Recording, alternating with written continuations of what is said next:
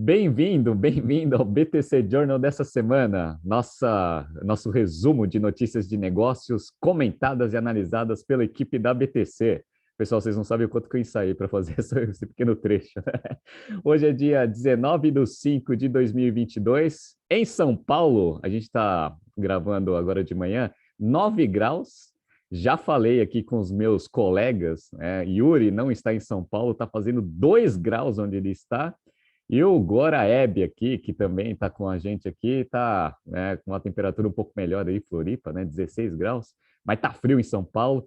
E além de estar frio em São Paulo, né, uma coisa diferente aí, no mercado está quente. A gente vai analisar aqui esse BTC Journal, falar um pouco sobre a crise. Muita gente veio perguntando, mandando mensagens para a gente falar um pouco sobre a crise. A gente vai falar um pouco do que está acontecendo com o mercado. Então, vocês vão ver que essa primeira parte a gente vai fazer um overview aí do que está acontecendo.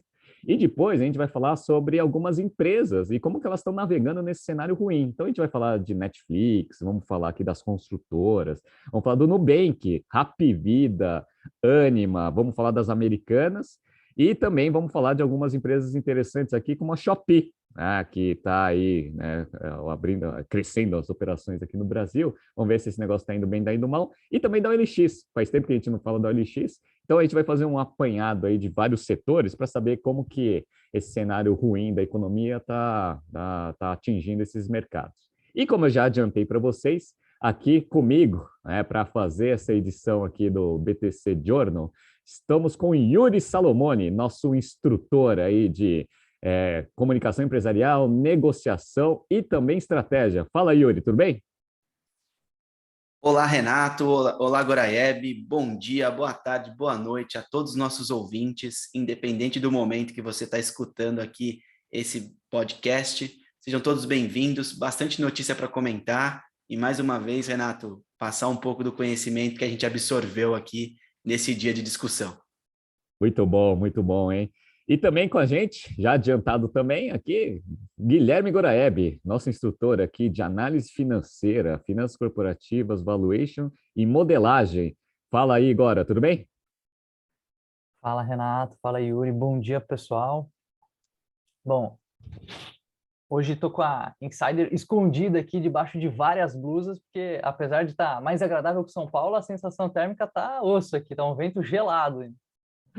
Pois é. Eu também aqui estou com a minha tech t-shirt aqui por baixo, né, da minha blusa. O Yuri também. O Yuri também já falou aqui que está com a sua tech t-shirt aí, que é uma das grandes, né, sacadas aí da Insider, que é uma camisa que, além de ser extremamente confortável, ela é térmica e ela se ajusta muito bem para períodos de calor e também para períodos de frio. Então, ó, só para mostrar para vocês aqui o site, além dessa tech t-shirt muito boa aqui que todo mundo aqui está usando, aqui no site vocês percebem que eles têm também opções para frio com manga longa. Olha que interessante, tanto para a parte feminina quanto para a parte masculina. Vocês vão ver aqui que eles já ajustaram, né? Tá começando a fazer um frio violento aqui, ó. Então, você tem várias opções, tanto para o calor quanto para o frio.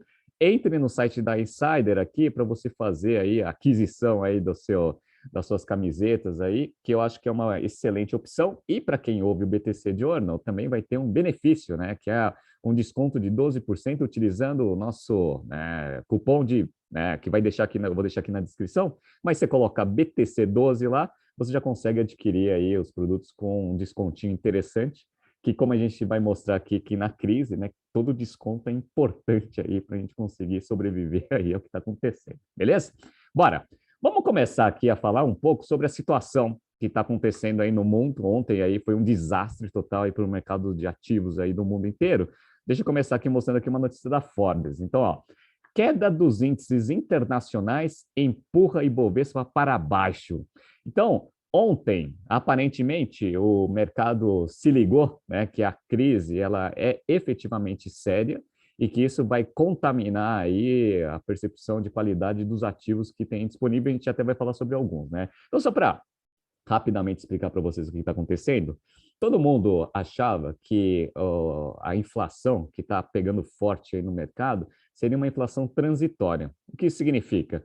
Sendo ela transitória, ela vai subir, vai ter um pico, e aí rapidamente ela cai e aí estabiliza aí dentro, né, da reorganização aí das cadeias de suprimento mundial, e aí, a princípio, os bancos centrais não deveriam, eventualmente, não teriam uma atuação tão forte assim, porque senão eles iam dosar um remédio muito forte para um problema que seria fraco.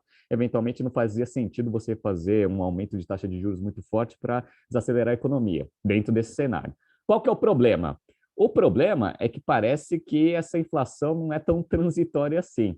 E o pessoal agora está correndo atrás da curva, né, que a gente chama em mercado financeiro, porque a inflação agora em todos os mercados está bem alta, né? Então a gente está vendo aí recordes aí de inflação, e os bancos centrais, diferentemente aqui do Brasil, no Brasil a gente está mais acostumado com esse negócio de inflação, então a taxa de juros já subiu bastante, mas no mundo inteiro ela ainda continua muito baixa, muito abaixo aí da inflação. Então, olha a notícia aqui do Neofeed que eu estou mostrando para vocês. Ó. Nos Estados Unidos, o temor da inflação e seu efeito dominó acende o sinal de alerta. Qual que foi o trigger para todo mundo começar a perceber que essa inflação ela ia começar a pegar mesmo? Né? Na crise de 2008, quando teve o problema do subprime, isso estava muito restrito ao mercado financeiro. E aí alguns analistas começaram a observar bem, né, o resultado financeiro de algumas grandes corporações, até para saber se a crise do subprime não ia contaminar o mercado como um todo. E aí eles estavam olhando assim, GE, Walmart, etc. E quando essas grandes empresas começaram a ter resultados ruins, aí os analistas perceberam que isso ia contaminar, né, o mercado como um todo. Legal. Foi exatamente o que aconteceu agora. Né? Então, eles estavam esperando ver os resultados aí da Target e do Walmart para ver se esse aumento da inflação ia efetivamente ter um impacto muito forte aí no aumento dos custos e, eventualmente, essas grandes empresas, qual seria a capacidade delas de conseguir absorver esse aumento de custo ou repassar isso para o consumidor final. Dado que as duas divulgaram resultados e os resultados foram bem abaixo aí do que os analistas estavam esperando, aí já ligou o alerta. Falou assim, ixi, então quer dizer que esse negócio está um pouco pior aí do que a gente estava imaginando. E aí começou a contaminar praticamente todo mundo, inclusive aqui no Brasil, né? A bolsa despencou ontem aí, e aí no mundo inteiro. Inclusive criptomoeda. Então, aqui, ó, outra notícia aqui, ó. Bitcoin cai para 29 mil dólares. Então, até criptomoedas aqui, né, sofrendo bastante. E aí tem o restinho aqui do highlight, ó, enquanto varejistas têm maior perda desde 1987. E vai ser basicamente isso que a gente vai começar a analisar aqui. Legal, né? E aí, juntando com algumas notícias que a gente falou em alguns BTCs de ano passado, a gente viu que até os fundos, né, que investem em tecnologia, eles estão tomando um calor aí, né? Então a gente viu a Tiger, né? Tem notícias aí da Tiger aí com resultados muito ruins, até por causa dessa queda aí, né, generalizada dos ativos, principalmente os ativos de maior risco. E o famoso SoftBank, né, que a gente sabe aí que investe em várias startups, aí está todo mundo tomando fumo também. Então, se os fundos estão com problema, vai começar a ficar mais restrito aí os investimentos no capital. Ô Yuri, você tinha analisado aí no passado, acho que foram umas 2 ou 3 semanas, algumas empresas que são investidas desses fundos aí, venture capital, que fizeram ajuste. Você pode relembrar o nome dessas empresas aí?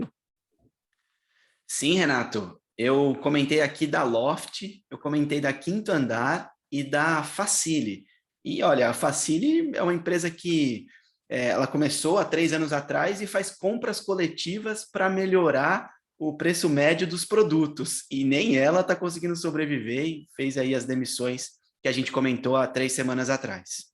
Pois é, isso daí foi o que a gente viu divulgado para mercado. O que a gente sabe nos bastidores, até porque a gente tem bastante contato aí com essas empresas de tecnologia, é que todas aí estão revisando seus planos aí de curto, médio prazo, até porque já receberam mensagem aí dos principais investidores falando o seguinte, olha, quem captou dinheiro captou, quem não captou vai precisar alongar um pouco desse caixa aí, porque a coisa vai ficar feia, né? Aí você fala assim, será que é só as grandes empresas que estão passando aí por esse momento de ajuste? Não, obviamente que não. Então, olha aqui, ó, né? Obviamente tem várias empresas que a gente vai analisar aqui, mas até as grandes aqui, né, de tecnologia e da nova economia que abrindo capital, estão passando por ajuste também, ó. Netflix, ó. Netflix demite funcionários após balanço trimestral negativo. Então, aqueles modelos de growth, crescimento acelerado, etc., eles estão começando a dar uma sofrida, vão fazer ajustes na sua operação. E aí é interessante, né? Porque aí a gente vai ver efetivamente se essas empresas são boas mesmo, né? Ou se são promessas de longo prazo.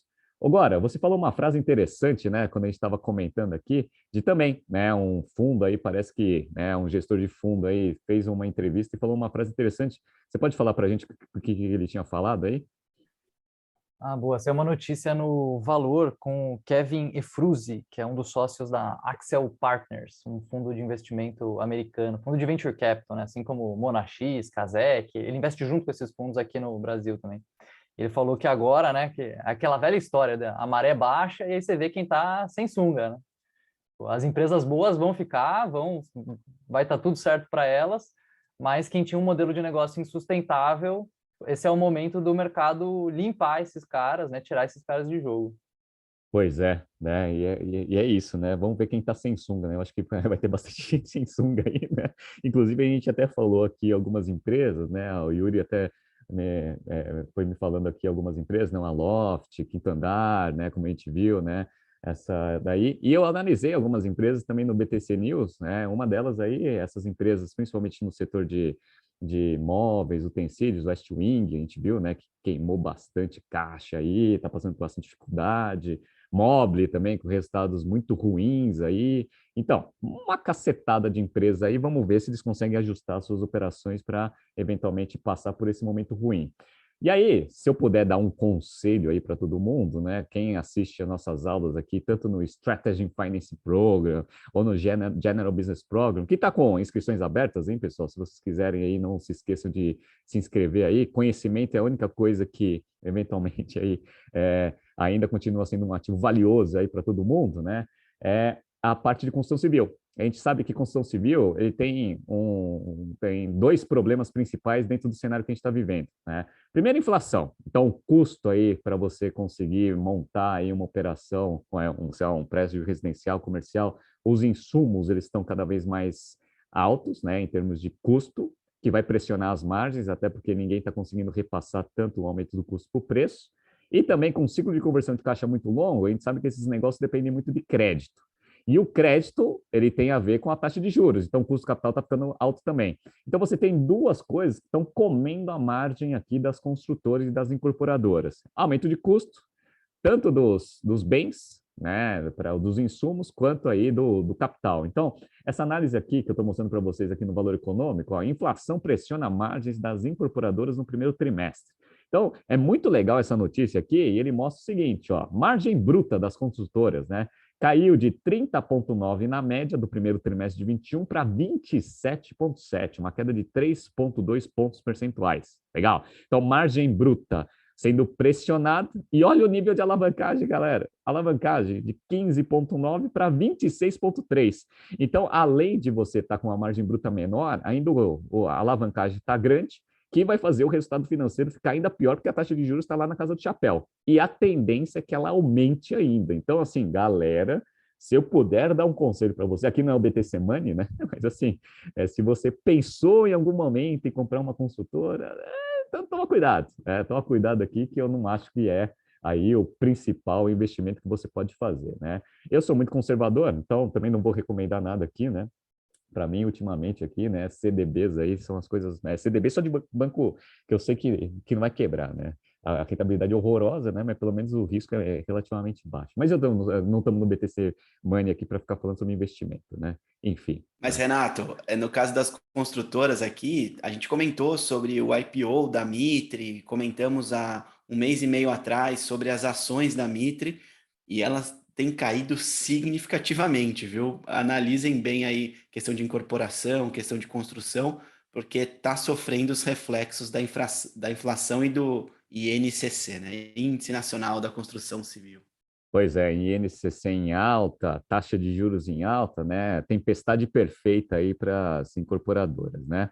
Beleza, então vamos lá. Agora vamos para as notícias. Então, dado né, essa introdução horrorosa né, para mostrar aí que o mercado está ruim, né? Então, muito bom humor aí né, para começar o BTC News, Journal aqui. Vamos começar a falar aqui de uma empresa que é a queridinha aí do mercado, né? Principalmente aí um IPO muito esperado, mas que aparentemente aí vai entrar nessa onda aí que a gente fez a introdução. Nubank. Então, ó, notícia aqui do Brasil Journal. Os ajustes do Nubank. Agora, Você que analisou aí os resultados aí do Nubank, me fala um pouco como que foi aí os financials e qual que é a perspectiva aí para o futuro. Vamos lá. Bom, o Nubank divulgou o resultado essa semana, né? Resultados interessantes. Falar que os números em dólares, eles divulgaram tanto em dólar quanto em real. A receita do banco subiu 38% em comparação com o quarto tri do ano passado, e ela mais que triplicou quando a gente compara com o primeiro tri do ano passado, né? Ou seja, um crescimento operacional super relevante. O lucro bruto subiu apenas 154% contra o primeiro trimestre do ano passado, ou seja, a margem bruta caiu um pouquinho, de 47% para 34%. E aí, o Nubank, ele é uma empresa que tem quase 10 anos, né? Ele foi fundado lá por 2013, tem valuation aí de dezenas de bilhões de reais, né? Fez lá o seu IPO a uns 30 bilhões de dólares, algo nessa linha. Eu não sei se ainda dá para continuar chamando de startup, né? Mas se tem uma coisa similar aqui do Nubank com o universo de startup, é que ele continua dando prejuízo e continua ajustando esse prejuízo para parecer que está dando lucro. O resultado líquido do Nubank foi de 45 milhões de dólares de prejuízo, né? E daí eles ajustaram, e aí cada um ajusta do jeito que quiser, né? Você faz ali uma regrinha, e a regrinha que eles inventaram foi desconsiderar a remuneração via ações dos executivos da empresa. Aquela remuneração que ficou famosa recentemente aí, que os gestores dos outros bancos estavam todo mundo achando que estava ganhando pouco, né? Porque viram que o pessoal do Nubank ganha muita grana. Desconsiderando o SOP, né? O Stock Option Plan, esse resultado teria sido um lucro de 10 milhões de dólares, né? Então, revertendo o prejuízo de 45, indo para 10 positivo. Bom, vale aqui fazer um parênteses, né? O Nubank, se vocês digitarem aí, quem está ouvindo a gente, Nubank RI, né, site de relacionamento com investidores, vocês vão encontrar a planilha. Eu achei muito legal, porque o Nubank tem uma boa prática aqui de jogar o Excel para você, né? Antigamente o pessoal só dava PDF, era horrível para analisar, mas tem a planilha, tem a apresentação de resultado, e tem muita coisa interessante ali. Eles fazem análise de cohort, né? Fazem aquela análise de cliente mais antigo versus clientes mais novos, mostram que os clientes têm cada vez mais utilizado os serviços e produtos do banco, que a receita por cliente tem aumentado. Eles também mostram um dado bem legal, que a gente fala muito dele, especialmente no mundo das startups aqui, que é o tal do LTV sobre CAC, né? É o valor do cliente ao longo de toda a vida dele, todo o dinheiro que ele vai deixar no banco, dividido pelo quanto que custa para trazer aquele cliente. E é uma métrica que eles divulgaram como sendo maior do que 30 vezes, né? Ou seja, custa para eles, vamos dizer, R$1 para trazer um cliente, e aquele cliente vai deixar mais de R$30 na empresa, né? Que é uma noção de retorno do investimento aí bem legal, né? 30 vezes. Bom, as ações subiram, né? Acredito que influenciadas pelos números operacionais, que foram muito legais, um crescimento de dar inveja. Eu acho que não vai ter nenhuma empresa que cresceu tanto quanto o Nubank, das empresas que a gente vai falar aqui hoje, né? Realmente impressionante o crescimento operacional do banco. Mas tem um tema que traz preocupação, né? Que tem afetado todo o setor bancário, inclusive, que é o aumento da inadimplência, né? Foram vários indicadores aqui que tiveram uma leve piora e que são pontos de atenção para os próximos trimestres. Citando aqui alguns grupos, né? Tem os clientes, eles separam por há quanto tempo que está atrasado, né? Que o cliente está atrasado com a fatura dele. Então, o índice de inadimplência de quem está atrasado de 15 a 90 dias aumentou e é o maior da história ali do Nubank. O índice de atrasados com mais de 90 dias também aumentou, está acima de pares como o Bradesco, né? Então, talvez o crescimento, né, ele venha acompanhado de um pênalti ali, uma certa penalização, que é também ter uma inadimplência. E a grande questão é se eles vão conseguir controlar essa inadimplência para não ser maior do que o setor, né? Talvez seja mais fácil pegar dinheiro emprestado no Nubank do que no Itaú, que tem o Nubank tem um app fácil, você contrata na hora e tal, né? Mas tem que ver se a galera vai pagar também. Interessante isso, né? Interessante isso, né? Quer concluir agora? Então, para concluir aqui a notícia, acho que cabe ressaltar que tem vários analistas recomendando a venda das ações, que continuam apostando na queda do valor das ações do Nubank, não porque a empresa seja ruim, mas simplesmente porque eles acreditam que ela começou muito cara e que ela continua cara, e o valuation do Nubank, o valor das ações, né, ele já caiu mais de 60% desde que abriu o capital, que faz 6 meses só, foi em dezembro do ano passado. Então tem caído bastante. Quem é investidor do Nubank aí tem que acreditar no longo prazo. Legal. Não, e é isso mesmo, né? Bom, primeiro o valuation esticado aí era uma das coisas que a gente já cantava a bola aqui, né? Então, muita gente que entrou no IPO aí do negócio e que não ouviu o BTC Journal aí, entrou e aí agora tá tomando um fumo aí, né? Beleza. Outra coisa que a notícia fala e análise interessante aí do Goraeb é o seguinte, né? Índice de inadimplência.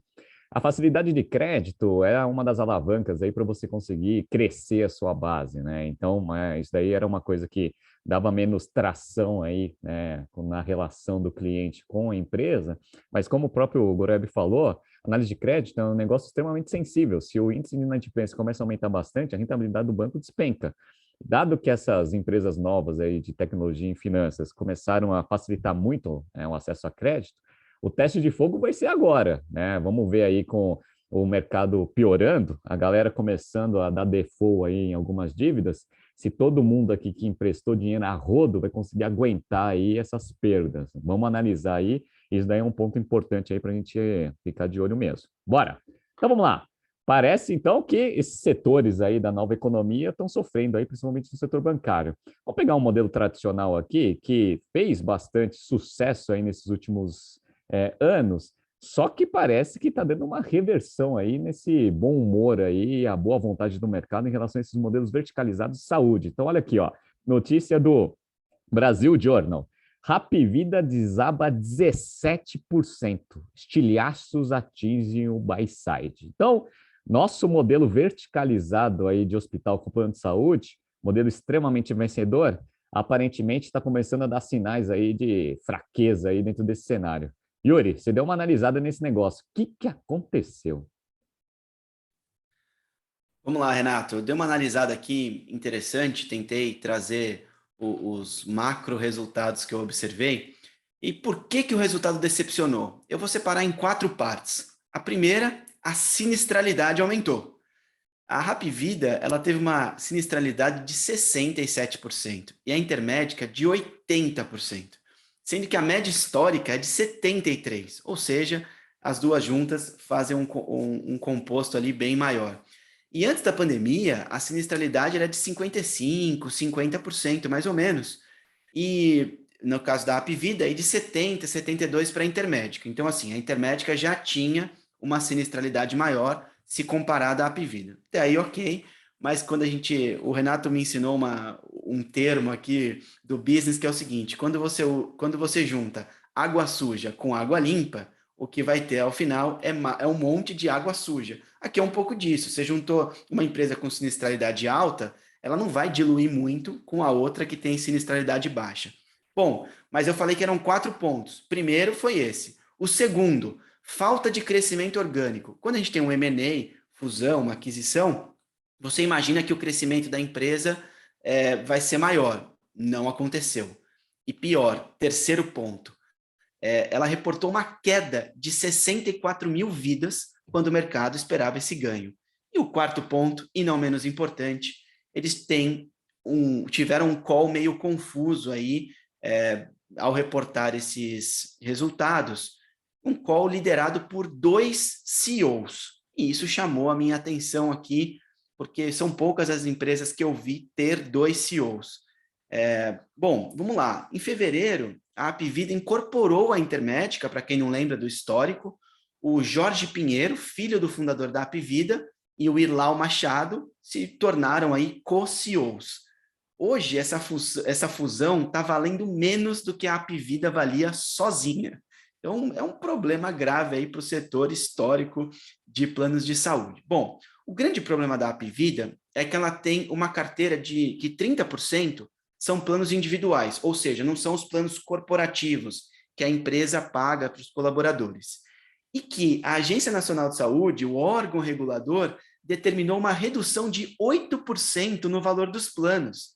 Então, vamos lá. Quais são as consequências? Primeiro, o ticket médio caiu. Segundo, eles estão aguardando correções da ordem de 15% a 20% para os planos individuais e para os corporativos. Detalhe, dependem de um órgão regulador. Então, quando você não tem autonomia para aumentar, reduzir o preço do seu produto, fica na mão de um órgão regulador federal, pressão social, caos na hora de você gerir esse tipo de empresa. Eu nunca tive a oportunidade de gerir uma empresa que seja gerida pelo mercado e não pela livre concorrência. Então, para mim, isso aqui é muito difícil até de entender. Mas vamos lá.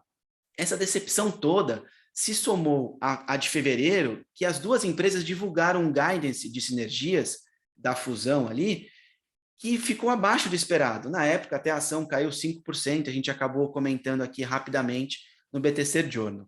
E para finalizar, Renato e Goraeb e todos os nossos ouvintes, a Apvida não divulgou os resultados de janeiro da Intermédica, ou seja, de um mês antes da fusão, alegando que a integração com a empresa começou em fevereiro. E eu pergunto a vocês, meus colegas de bancada e ouvintes, se o resultado tivesse sido bom, ele teria ou não sido divulgado de maneira melhor ou exposto aí tal qual não foi? Pois é, né? Eu tenho certeza que se o resultado de janeiro tivesse sido bom, ia ser a capa, né, da apresentação de resultados, né? Janeiro espetacular, tá? Mas dado que, obviamente, provavelmente deve ter sido ruim, né? Ele joga para debaixo do tapete, né? Ô, Yuri, deixa eu te perguntar, você que é nosso instrutor aí de comunicação, etc., você me falou aí do COCIO, né? Primeira coisa, COCIO, eu acho que é um negócio que não funciona, né? Chega uma hora que como tomador de decisão, você sabe que você tem que colocar aí a prioridade aí do líder aí da companhia, né? Fica duas pessoas ali, uma não quer atrapalhar a outra, né? Ego, né? A gente sabe que ego aí atrapalha bastante tomar de decisão, né? Então acho que COCIO não funciona. Mas parece que você viu o call, né? Como que foi o call aí, né? De resultados aí para o mercado com esses dois aí? É isso, Renato. Para poder comentar aqui para vocês, eu assisti parte do call e ele foi um tanto quanto confuso, porque a gente ensina aqui nas aulas de comunicação como tem de ser as apresentações em grupo. E você nunca pode ratificar o que o outro falou, você não pode contrariar uma pessoa em público se o dado não for muito significativo e não der tanto impacto na apresentação. São técnicas que a gente ensina aqui no GBP, no Strategy and Finance, enfim. E aparentemente, Renato, os co-CEOs da Apvida Intermédica não fizeram as aulas de comunicação empresarial nas suas respectivas formações. Pois é, então, o que o call confuso ele mostra, né? Fala assim, você acha que a ação vai cair por causa do call confuso? Não. É que a gente fala que os analistas de mercado, eles tentam identificar alguns sinais, né? Então, você fala o seguinte, bom, se no call aí de resultados teve uma bagunça aí, né? Um corrigindo o outro, um confirmando coisa do outro, ou seja, os dois falando exatamente a mesma coisa, uma bagunça total, que foi basicamente o que aconteceu, imagina como que é no dia a dia da tomada de decisão, né? Se no dia a dia da tomada de decisão for minimamente parecido como foi o call, esse negócio deve estar uma desgraça, né? E dado que os resultados foram ruins, né, como o próprio Yuri comentou aqui, aí isso daí fica mais evidente ainda. Você não concorda, Yuri? Concordo sim, Renato. E para complementar, os passos para fazer uma apresentação, o quinto passo que a gente ensina aqui na BTC é ensaiar. Se tem uma coisa que eu tenho certeza é que esse call não foi ensaiado, Renato. Pois é, né? Enfim, interessante isso aqui. É legal a gente analisar esse ponto, porque era uma expectativa grande de mercado, até pelo tamanho das duas empresas, integrando suas operações, muitas oportunidades de sinergias. Mas eu nem vou comentar muito sobre sinergia, por quê? Porque a outra notícia, a gente também vai pegar todo esse cenário inflacionário, de crise, etc. e tal, e vamos ver como ela está se saindo agora, setor de educação. Então, ó, peguei aqui a notícia do Neofeed, aqui, ó. Na Anima, as palavras de ordem são integração, sinergia e desalavancagem. Então, o Grupo Anima, ele nesses últimos tempos aí fez alguns movimentos estratégicos bem interessantes e agora ele tem que começar a mostrar que todos aqueles movimentos eles tinham um porquê em termos de agregação de valor aí para o acionista. Yuri, você também deu uma analisada aí nessa notícia aí no Grupo Anima. O que está aí, né, na pauta aí dos executivos para entregar para o mercado? Vamos lá, comentar aqui sobre o mercado de educação, que a gente gosta bastante aqui na BTC, até por fazer parte dele, né? Bom, um pouco de histórico. No final de 2020, a Anima ela adquiriu a parte dos ativos brasileiros do Grupo Laureate, e foi uma aquisição ali da ordem de 4,4 bilhões de reais. Com isso, ela adicionou 9 faculdades ao seu portfólio. Ao final de 2021, um outro fato importante aconteceu nesse mercado que a Ânima está inserida. A DNA Capital investiu R$ 1 bilhão na Inspirali, que é uma subsidiária do grupo, na parte de educação ali de cursos de medicina, e um dia depois desse aporte, ela fechou a compra da IBC Med, que é focada em cursos de pós-graduação nesse setor de medicina. Bom, esse movimento, ele colocou um calor dentro da empresa Ânima ao pressionar o grupo a crescer, a ter ganhos e a rentabilizar o negócio, pelo menos para pagar o endividamento. Mas, antes desses devidos ganhos, vem a parte que eu vou adjetivar aqui como chata, difícil, a parte do processo que é integrar a estrutura do grupo anterior e lidar com todos os efeitos financeiros provocados por essas transações. É muito difícil você adquirir ali, juntar toda a sinergia dos grupos quando você promete, porque o Excel aceita tudo, as premissas que você coloca na sinergia, aceita qualquer coisa, você coloca uma média ponderada, define os pesos de cada parte, mas na hora de executar, galera, são poucas as empresas que eu vejo e falam, nossa, tudo que a gente colocou na sinergia deu certo. Geralmente eles colocam ali alguns pontos de alavancagem um pouco maiores, até para poder posicionar e alavancar um pouco mais a empresa, para que ela valha mais e que tenha um valuation um pouco mais esticado. O Nubank que eu diga, né?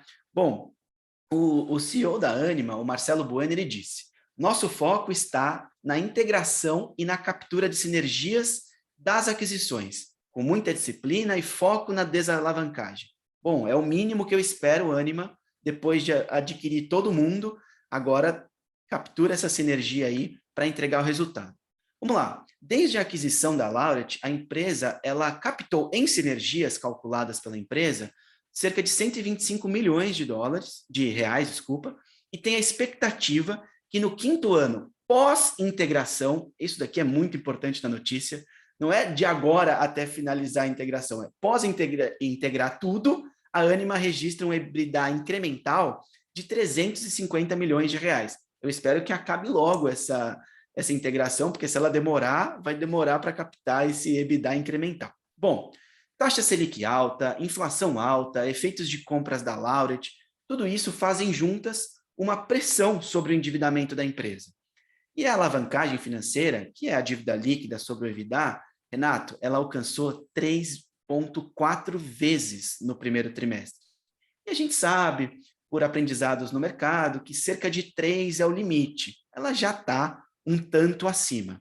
Bom, eles vão realizar alguns desinvestimentos com vendas de alguns ativos, por exemplo, eles venderam, nem sabia, eles tinham uma escola, um colégio com 3 unidades no sul do país, deve estar perto do Goraiebe aí, mas eles venderam esses ativos, não fazia sentido para a carteira, para o portfólio deles. E aí tem um ponto para finalizar a minha análise aqui, que é o mais importante. Os reajustes dos tickets, ou seja, do preço da prestação da faculdade ali. Eles declararam que vão repassar isso aos clientes, pelo menos igual à inflação. Então, se a inflação está chegando a 12%, tenha certeza, você, aluno da Ânima, que o curso será reajustado em pelo menos 12%.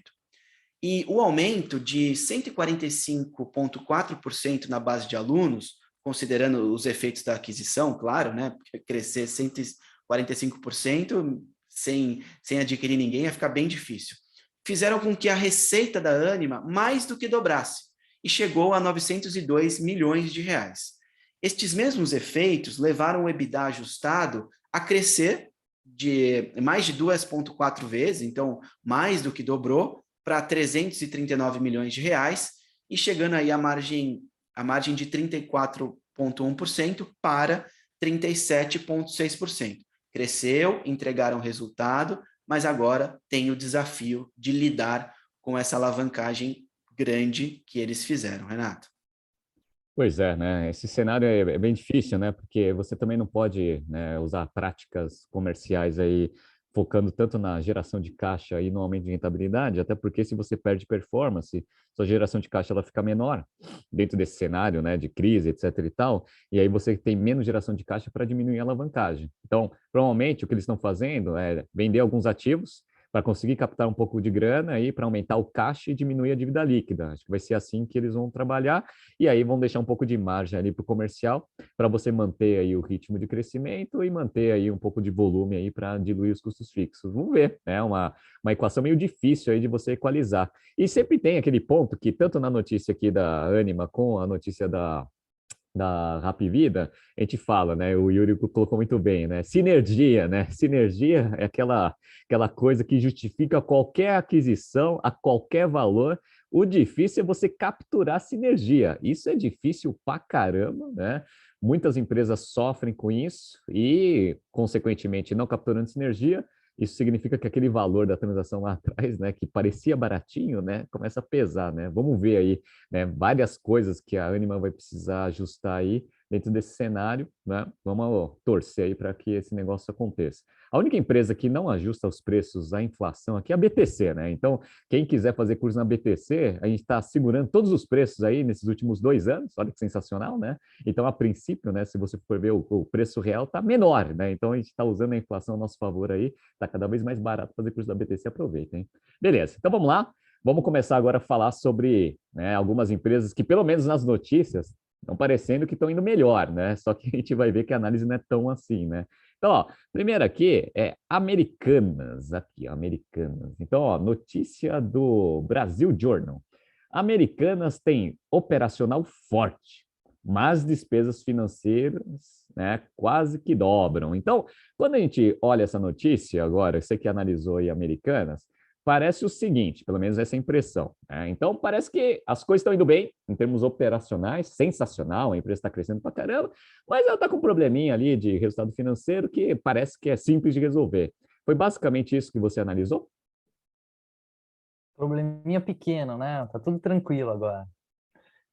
Bom, de fato, a notícia dá esse tom, né, de que a operação está melhorando, mas que o resultado financeiro foi ruim. Olhando os números, o que que a gente vê, né? O GMV da empresa, né, o Gross Merchandise Value, ou seja, tudo que a empresa vendeu, tudo que o cliente passou no cartão de crédito ali, foi de 14,2 bilhões de reais, um crescimento de 22% em relação ao primeiro trimestre do ano passado, bem melhor do que a Via, né, o concorrente, a antiga Via Varejo, dona de Extra.com, Ponto, que é antigo Ponto Frio, Casas Bahia, que só cresceu 3%, em linha com o crescimento do Mercado Livre, né? Aqui acho que vale destacar que a gente costuma falar muito de meta, né, dentro das empresas, de planejado versus realizado, mas para mim, mandar bem é mandar melhor que o concorrente, né? Se o mercado está crescendo 200% e você cresceu 100%, você não está indo tão bem assim, né? E eles cresceram em linha com o mercado, cresceram em linha com o Mercado Livre, que é um dos principais concorrentes. Então, mandaram bem em termos de crescimento de volume de vendas. Tá bom. Aí a gente tem as lojas físicas, né? A venda nas lojas físicas aumentou 28%, o que eu achei surpreendente, né? Porque loja Americanas, né? Loja física, toda vez que eu passo na frente de uma loja da Americanas, parece que passou um turbilhão ali dentro, bateu uma ventania, sempre aquele negócio meio zoneado, meio estranho, caixa e tal. Mas as vendas cresceram nas lojas físicas.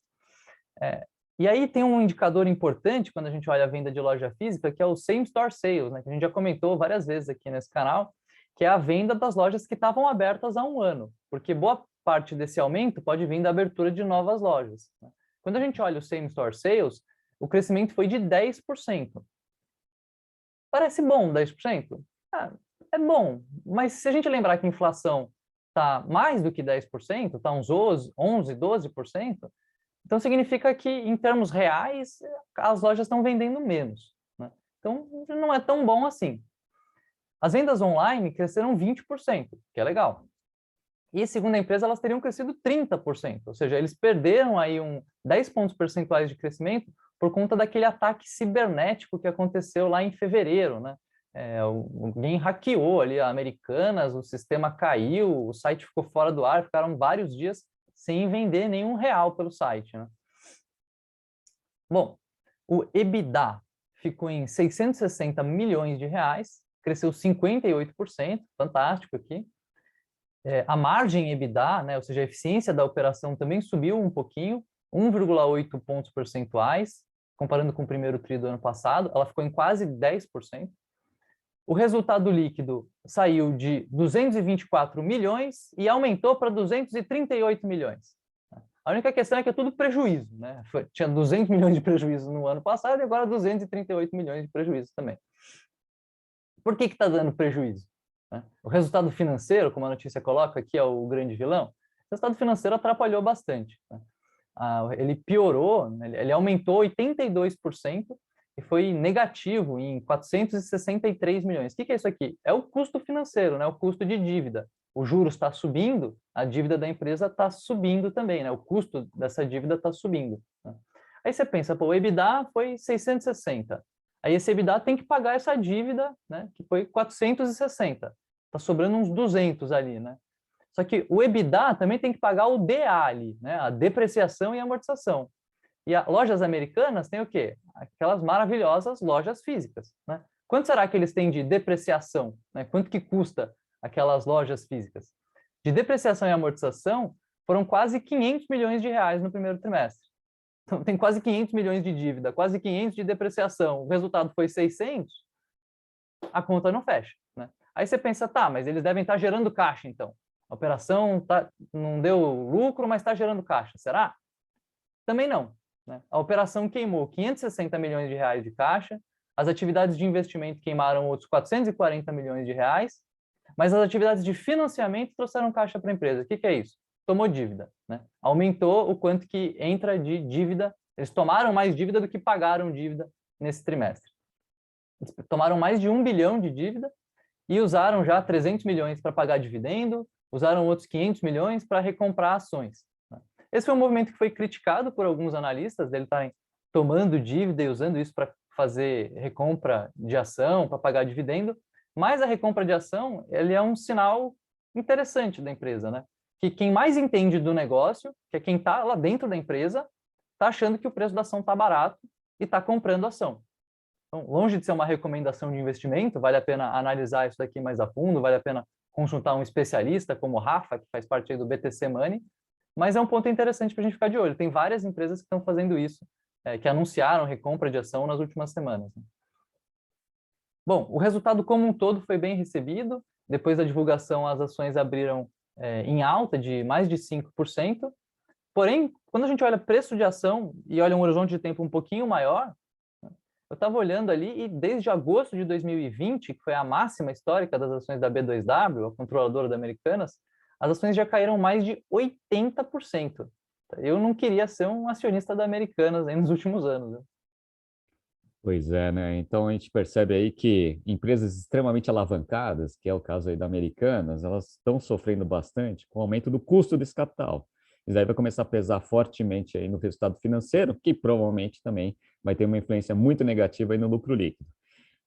E depreciação e amortização é aquele negócio, né? Você trabalha com loja física, não vai ter muito jeito, né? Vai ter um capex de reposição alto aí, isso daí precisa ser demonstrado aí no resultado do negócio, trazendo essas empresas para negativo. A gente viu também, né, a semana passada, a divulgação da Magazine Luiza, né? Não sei se vocês lembram, né? Inclusive tem BTC News aí falando sobre o resultado da Magazine Luiza. No dia da divulgação, a ação caiu 12%, né? Então, o varejo está complicado. E um dos grandes ofensores do resultado da Magazine Luiza também foi o resultado financeiro. Então, quem tiver muita alavancagem vai começar a sofrer. Vamos tomar cuidado aí, analisem bem aí o nível de alavancagem das empresas. O custo desse negócio vai começar a pesar na lucratividade desses negócios. Perfeito. Então, fizemos aí análise aqui, né? Então, o highlight da notícia mostrava uma coisa, mas tem que dar aquela analisada no detalhe aí para não cair em pegadinha, né? Tem uma outra notícia interessante aqui, né? Que também, né? A notícia ela mostra aqui que parece que o negócio está indo bem aqui, né? Mas a gente também vai desvendar esse mistério aqui, ó. Não sei se vocês já compraram na Shopee, né? Então, ó, Shopee reduz perda por entrega em 45% no Brasil no primeiro trimestre. Pô, notícia da Forbes aqui. Quando você pega essa notícia, parece que a Shopee está sensacional, está reduzindo em 45% a perda. Mas o que significa isso, né? Você lê a notícia, parece ser boa, mas na real agora, você que analisou aí o resultado da Shopee, tá bom mesmo esse negócio? É curioso, né? Reduz a perda em 45%. Você pensa, pô, tá ficando mais eficiente, deve estar indo bem. Mas o que está acontecendo, né? A Shopee, ela perde dinheiro a cada entrega que ela faz. e agora ela está perdendo menos dinheiro em cada entrega que ela faz. Mas ela continua perdendo dinheiro em cada entrega que ela faz. Então, assim, é bom, né? Mas podia ser melhor, podia ganhar dinheiro quando vende. A perda agora está em apenas $1,52 por entrega.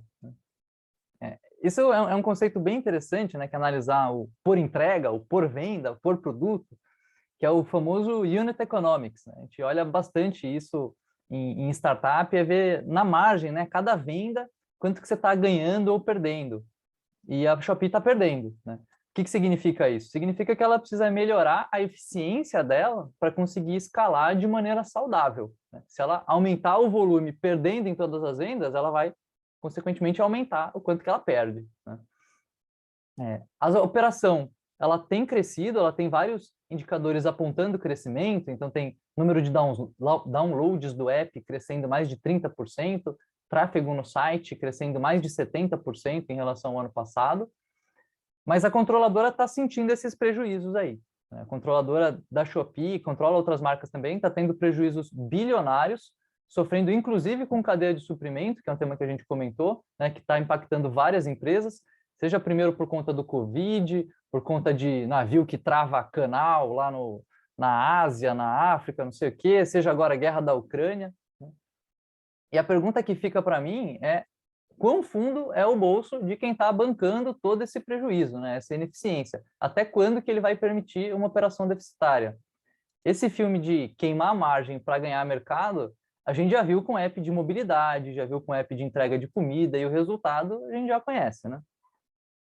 Pois é. E como a gente já está reparando aí no que a gente viu aí no início aí do Journal, o mercado está muito, né, mais conservador nesse tipo de modelo de negócio. Vamos ver aí se o bolso é fundo mesmo, ou se, né, o fundo é do SoftBank, da Tiger aí que estão tomando fumo aí no mercado, que já estão falando para todas as empresas investidas aí começar a dar lucro, dado que ela perde aí, né? Pelo menos reduziu a perda, né? Mas continua perdendo aí por entrega. Eu falo, né? Esse negócio cresce e quebra rápido, né? Porque tem deseconomia de escala, né? Toda vez que ele vende, ele perde dinheiro. Não faz sentido um negócio desse, né?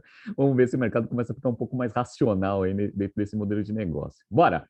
Agora, vamos para a última notícia aqui, que também, né? Parece que o highlight é bom aqui, ó.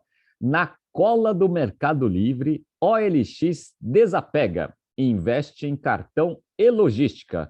Então, essa notícia aqui, ela mostra que a OLX vem investindo em outras verticais, né? Não só a parte de classificados, aí, que é o negócio principal. Só que aí vem a dúvida que eu vou perguntar para o Yuri, né? Geralmente, quando uma empresa ela diversifica, né? De duas uma, ou o negócio principal está gerando caixa para caramba, e aí você pega, né, o dinheiro que gera para você diversificar os seus negócios, ou o negócio principal não dá muito dinheiro, né? E aí você está tentando investir para achar uma saída para o modelo de negócio. E aí, Yuri, é o primeiro caso ou é o segundo caso? Vamos lá, Renato. Vamos analisar aqui os financials e a realidade, e no final da minha explanação aqui eu respondo a sua pergunta, ou o próprio ouvinte vai poder concluir. Bom, há 2 anos a OLX passou a diversificar o portfólio. Você faz uma conta e encontra início da pandemia. Então, já tem um caos aí a ser tratado. E isso tudo em busca de mais receitas. Atualmente, ela está preparando um lançamento de um cartão e a oferta de postos de coleta de produtos, ou seja, centro de distribuições avançados para entregar mais rápido o produto e para coletar o produto mais perto dos clientes que vendem, dado que ela é uma plataforma de intermediação de clientes. Então, eu tenho uma camisa para vender, o Renato quer comprar uma camisa, eu anuncio no site e ela fica com a intermediação dessa transação. E agora ela quer ajudar nessa transação. A Regina Botter, que é a atual gerente-geral da OLX, ela afirmou ao Neofeed, abre aspas, estamos seguindo na transição de uma plataforma pura de classificados para um modelo transacional, de ponta a ponta. E para isso, temos toda a evolução relacionada a meios de pagamento, logística e serviço.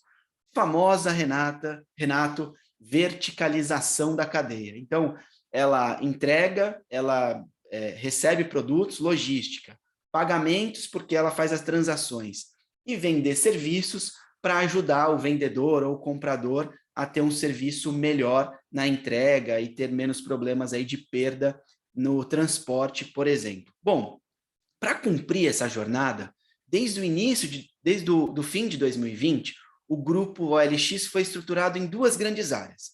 A primeira, a plataforma de compra e venda de categorias como os bens de consumo, veículos e imóveis, que são bens maiores, aí de poder, de valores maiores.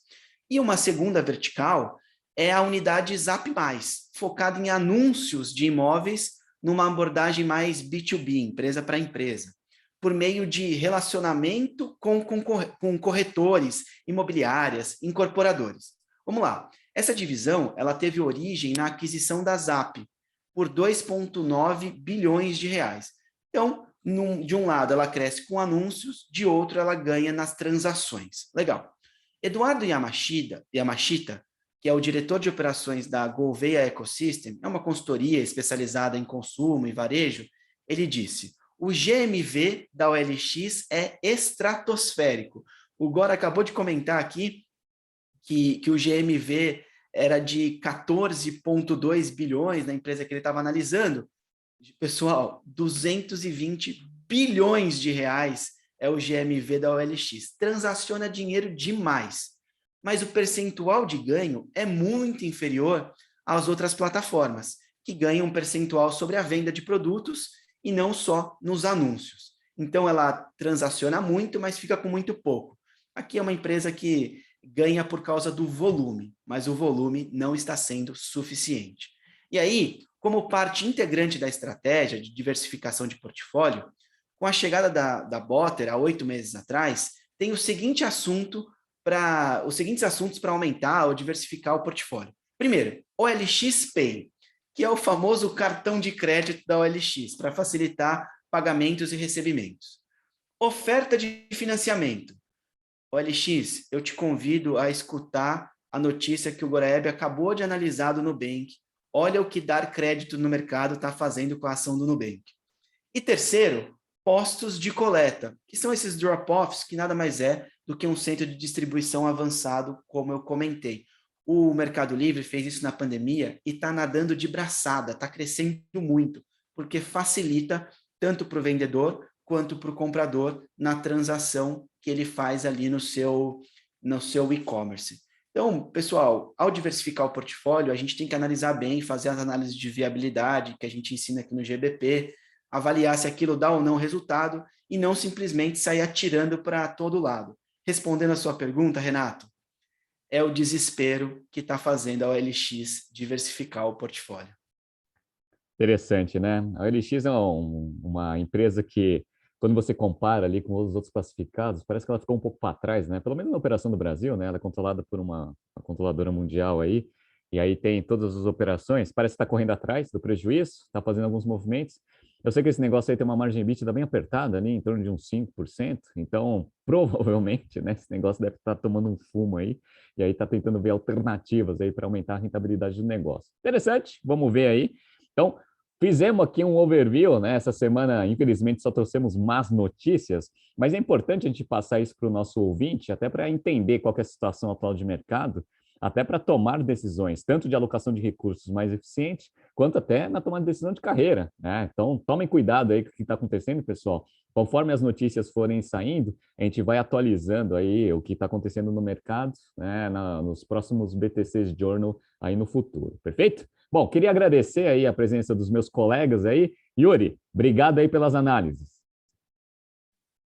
Obrigado, Renato. Obrigado, Goraeb. Obrigado a todos os ouvintes que ficaram com a gente até aqui. E, pessoal, mar bom não faz bons navegadores. Então, a crise ajuda a gente a aprender. Entenda que essas notícias é para chamar nossa atenção e a gente cresça aí com aprendizado alheio. Muito bom, exatamente isso. Goreb, obrigado aí pela presença. Bom, valeu pessoal e até a próxima. Legal, pessoal, muito obrigado. Até a próxima semana. Passem bem aí nesse final de semana gelado aí que o Brasil vai sofrer.